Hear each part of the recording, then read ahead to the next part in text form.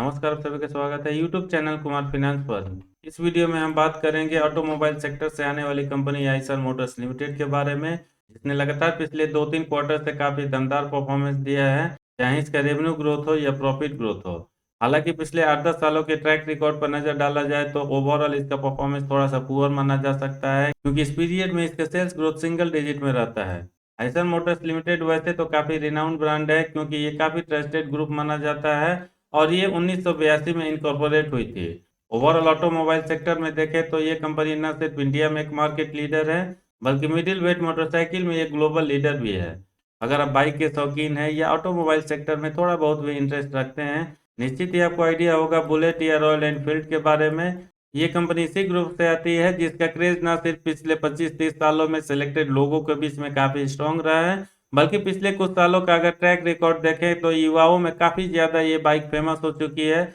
जिसकी वजह से मोटरसाइकिल के सेगमेंट में लगातार इस कंपनी का प्रेजेंस काफ़ी स्ट्रांग हुआ है। आइशर मोटर ने स्वीडन की एबी वोल्वो के साथ जॉइंट वेंचर भी कर रखा है कमर्शियल व्हीकल सेगमेंट के लिए, और इस जॉइंट वेंचर के तहत ये ट्रक, बस ऑपरेशन, ऑटो कंपोनेंट्स बिजनेस और टेक्निकल कंसल्टिंग सर्विसेज बिजनेस में इंगेज्ड है। यानी ओवरऑल देखा जाए तो न सिर्फ इस कंपनी का प्रेजेंट ठीक ठाक बना हुआ है, बल्कि फ्यूचर आउटलुक भी काफ़ी अच्छा नज़र आ रहा है। तो क्या इस शेयर को करेंट मार्केट प्राइस 3667 पे बाई करके फ्यूचर में एक अच्छा रिटर्न पाया जा सकता है? एनालिस्ट हो या बड़े-बड़े ब्रोकरेज हाउसेज हो, इस शेयर को लेकर क्या टारगेट प्राइस दिया जा रहा है? फंडामेंटली ये कंपनी फिलहाल कैसी नज़र आ रही है? टेक्निकल डेटा इसका फिलहाल कैसा नज़र आ रहा है? ये पूरा डिटेल इस वीडियो में जाने उसके पहले मैं कहना चाहूँगा, अगर आप नए हैं चैनल पर या अब तक आपने इसको सब्सक्राइब नहीं किया है, चैनल को सब्सक्राइब करके बेल आइकन का बटन जरूर प्रेस करें, ताकि आने वाले फ्यूचर में हर वीडियो का नोटिफिकेशन आपको मिलती रहे।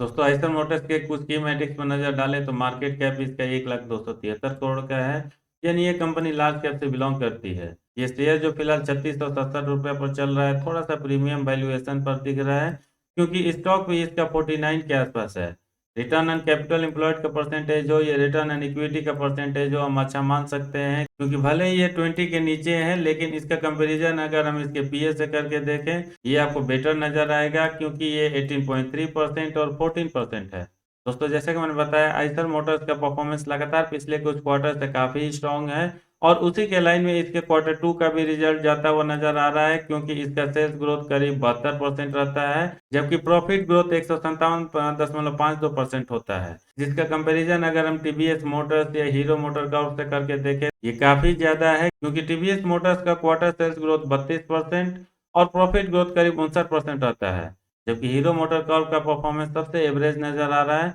क्योंकि उसका क्वार्टरली सेल्स ग्रोथ मात्र 7.25% और प्रॉफिट ग्रोथ नेगेटिव साइड में 8.51% रहता है। इस कंपनी ने भले ही पिछले कुछ क्वार्टर्स में लगातार अच्छा रिपोर्ट दर्ज कराया है, लेकिन annual profit and loss statement पर नजर डालें तो ये एवरेज नजर आएगा, क्योंकि पिछले 12 सालों में सेल्स इसका 4397 करोड़ से बढ़ के मात्र 10,298 करोड़ तक पहुंचता है, जबकि ऑपरेटिंग प्रॉफिट इस पीरियड में आपको 330 करोड़ से बढ़ के 2178 करोड़ तक होता है, जिसको हम काफी स्ट्रांग मान सकते हैं, क्योंकि सेल्स ग्रोथ के कंपैरिजन में ये काफी स्ट्रांग है, जिसकी वजह से इसका ओपीएम परसेंटेज भी आपको इंक्रीज होता हुआ दिखेगा, और जो 2010 से लेके 2012-13 के पीरियड में 8% से लेके 9, 10, 11% तक रहता है। फाइनली लेटेस्ट कुछ एनुअल रिपोर्ट में ये 20 से 21% के रेंज में आ चुका है। ओवरऑल अगर हम इसके एनुअल परफॉर्मेंस को परसेंटेज वाइज देखें तो कंपाउंडेड सेल्स ग्रोथ इसका पिछले 10 साल में 6%, 5 साल में 8%, 3 साल में 2% और पिछले 1 साल में सबसे अच्छा 19% रहता है, जबकि कंपाउंडेड प्रॉफिट ग्रोथ पिछले 10 साल में 19%, पिछले 5 साल में 0%, 3 साल में -9% और पिछले 1 साल में सबसे अच्छा 25% होता है। स्टॉक प्राइस सीएजीआर नजर डालें तो 10 साल का परफॉर्मेंस हो, 3 साल का हो या 1 साल का हो, काफी अच्छा नजर आ रहा है, क्योंकि लगातार ये 19, 20 या करीब 30% के आसपास बना हुआ है, जबकि पिछले 5 साल के परफॉर्मेंस को हम एवरेज मान सकते हैं, क्योंकि मात्र ये 3% होता है। रिटर्न ऑन इक्विटी में जरूर थोड़ा सा आपको यहाँ पर डिक्लाइन आता हुआ दिखेगा, क्योंकि ये 10 साल में 22%, 5 साल में 19% था, जो पिछले 3 साल और 1 साल में कम होकर 15 से 14% के रेंज में आ चुका है। बैलेंस शीट इस कंपनी का काफी स्ट्रांग नजर आ रहा है, क्योंकि रिजर्व इसका पिछले 2-3 सालों में लगातार 12-13 हजार के रेंज में बना हुआ है, जबकि कंपनी के ऊपर कर्ज नाम मात्र का है, क्योंकि ये 108 करोड़ है। आइशर मोटर्स के शॉर्ट एनालिसिस पर नजर डालें तो इसको हम काफी अच्छा मान सकते हैं, क्योंकि फेवर में स्ट्रेंथ 10, अपॉर्चुनिटी 1, टोटल 11 का स्कोर हो रहा है, जबकि अगेंस्ट में वीकनेस 2, थ्रेट 1, टोटल 3 का स्कोर हो रहा है। इसके इन्वेस्टमेंट चेकलिस्ट पर भी नजर डालें तो ये भी फिलहाल ठीक ठाक ही नजर आ रहा है, क्योंकि इंटरेंसिक वैल्यू,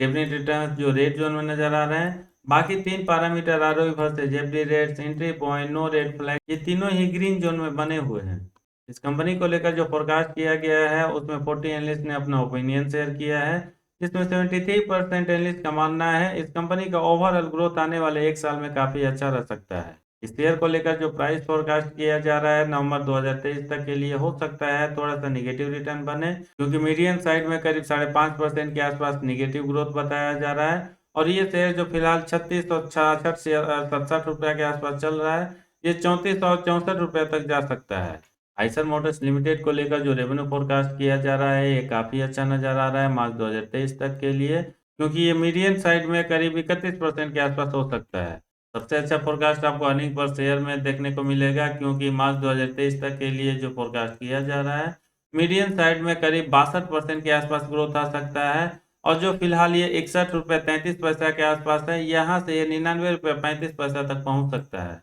पिछले 6 क्वार्टर से इस कंपनी का शेयर होल्डिंग हिस्ट्री भी काफी अच्छा नजर आ रहा है, क्योंकि प्रोमोटर्स की होल्डिंग जून 2021 से लेकर सितंबर 2022 के बीच में लगातार 49.21% के आसपास बना हुआ है। म्यूचुअल फंड्स की होल्डिंग इस पीरियड में 5.84% से बढ़ के 6.65% तक पहुंचता है। अदर डोमेस्टिक इंस्टीट्यूशंस की भी होल्डिंग ऑलमोस्ट पिछले 6 क्वार्टर्स में कांस्टेंट बना हुआ है, और ये 3.27% से बढ़ के 3.40% तक पहुंचता है, जबकि फॉरेन इंस्टीट्यूशंस की भी होल्डिंग पिछले 1.5 साल में करीब 1.5% के आसपास बढ़ता हुआ नजर आ रहा है, और ये 28.83% से बढ़ के 30.25% तक पहुंच गया है। यानी ओवरऑल शेयर होल्डिंग हिस्ट्री को समझने की कोशिश किया जाए, चाहे डोमेस्टिक इंस्टीट्यूशन इन्वेस्टर हो, म्यूचुअल फंड्स इन्वेस्टर हो या फॉरेन इंस्टीट्यूशन इन्वेस्टर हो, लगातार उनका ट्रस्ट इस कंपनी में बना हुआ है, जिसकी वजह से या तो आपको मामूली सा ग्रोथ आता हुआ दिखेगा या एटलीस्ट ये कांस्टेंट बना हुआ है। दोस्तों, वीडियो को कंक्लूड करने से पहले इस शेयर को लेकर क्या टारगेट प्राइस दिया जा रहा है बड़े बड़े ब्रोकरेज हाउसेज द्वारा, उस पर नजर डालें। उसके पहले इसके कुछ टेक्निकल डेटा को देख लेते हैं, ताकि आइडिया लग सके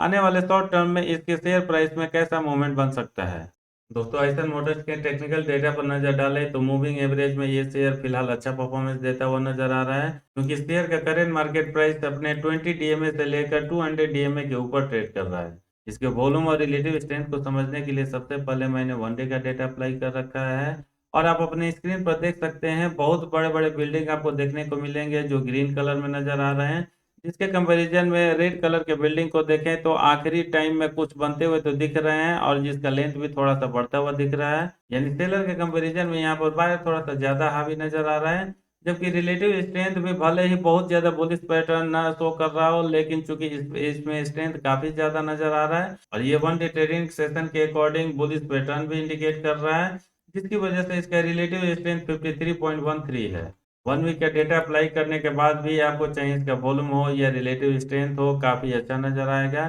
क्योंकि कई बार आप देख सकते हैं इसके शेयर प्राइस में एक अच्छा मोमेंटम बनता हुआ दिखा, जिसकी वजह से ना सिर्फ छोटे छोटे ग्रीन कैंडल काफी नंबर ऑफ मात्रा में ज्यादा नजर आएंगे, बल्कि बड़ी बड़ी बिल्डिंगें भी यहाँ पर ग्रीन कलर में बनते हुए दिख रहे हैं, जिसकी वजह से इसके शेयर प्राइस में आपको इस पीरियड में एक अच्छा मोमेंटम आता हुआ दिखा। रिलेटिव स्ट्रेंथ भी इस पीरियड में 66.02 नजर आ रहा है, यानी जो 1 डे ट्रेडिंग सेशन के अकॉर्डिंग इसका बुलिश पैटर्न थोड़ा सा वीक नजर आ रहा था, 1 वीक डेटा के अकॉर्डिंग ये काफी स्ट्रेंथ शो कर रहा है। 1 मंथ का डेटा अप्लाई करने के बाद चाहे इसका रिलेटिव स्ट्रेंथ हो या वॉल्यूम हो, थोड़ा सा कमजोर नजर आ रहा है, क्योंकि इस पीरियड में आपको बहुत सारे रेड कलर के बिल्डिंग बनते हुए दिखेंगे, जिसके कंपैरिजन में ग्रीन कलर के छोटे छोटे बिल्डिंग तो बन रहे हैं, लेकिन उसको डोमिनेट या उसको सरपास नहीं कर पा रहे हैं, जिसकी वजह से इसके शेयर प्राइस में थोड़ा सा पॉजिटिव मूवमेंट तो बना है, लेकिन बहुत बड़ा स्पाइक आता हुआ नहीं दिखा, और इस पीरियड में इसके शेयर प्राइस में बहुत अच्छा पॉजिटिव मूवमेंट भी नहीं बना। रिलेटिव स्ट्रेंथ भी ऑन एवरेज 1 मंथ डेटा के अकॉर्डिंग मात्र 44.08 ही है,